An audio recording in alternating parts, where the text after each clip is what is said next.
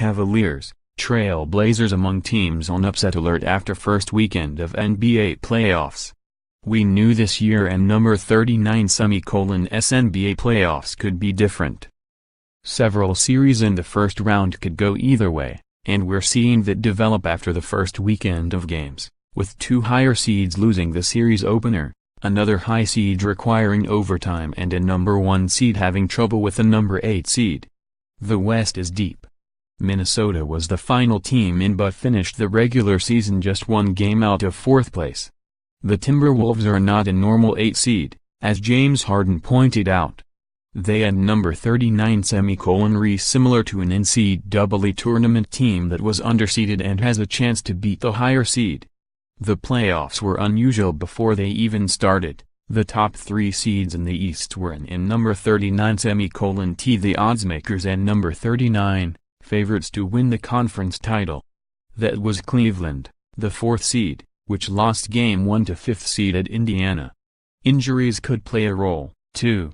Even though Boston beat Milwaukee in Game 1, the Celtics are without Kyrie Irving, Marcus Smart, Daniel Theis, and of course, Gordon Hayward.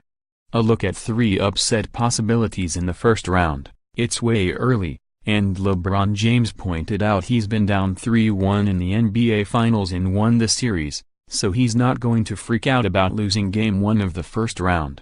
And James' track record in the first round is spotless. He's never lost a first-round series. While not in danger yet, the Cavs need to win Game 2. They were horrible offensively in Game 1, and for starters, they need to make more shots.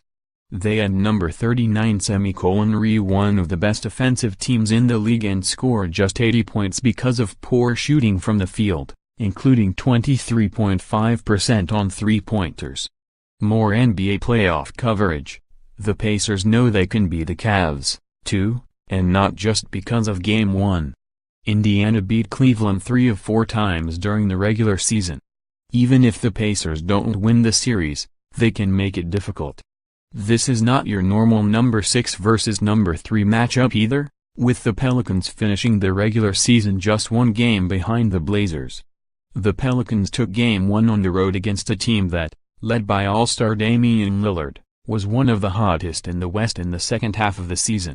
New Orleans star Anthony Davis gives the Pelicans a great chance. He's an MVP candidate, one of the most talented players in the league, and he had 35 points, 14 rebounds and 4 blocks in Game 1. The Pelicans also have an experienced guard in Rajon Rondo who can run the offense. He had 17 assists. But the X factor is guard Jrue Holiday, who is tremendously underrated. He might be the one who can swing the series. He can guard Lillard on one end and score on the other. Lillard was just 6 for 23 in Game 1, and Holiday had 21 points, 7 rebounds and 2 blocks, including 1 in the final seconds. Second-seeded Boston won Game 1 but needed overtime against the Bucks, who have one of the game's best in Giannis Antetokounmpo, 35 points, 13 rebounds, 7 assists in the series opener. The Bucks made defensive adjustments in the second half, but they need to limit what main scorers Jason Tatum, Jaylen Brown, Al Horford, Terry Rozier and Marcus Morris can do. They combined for 107 of Boston and number 39 113 points in Game 1. The Bucks also need more offensive production from Jabari Parker and Eric Bledsoe, who scored a total of 11 points on 17 shots in the opener.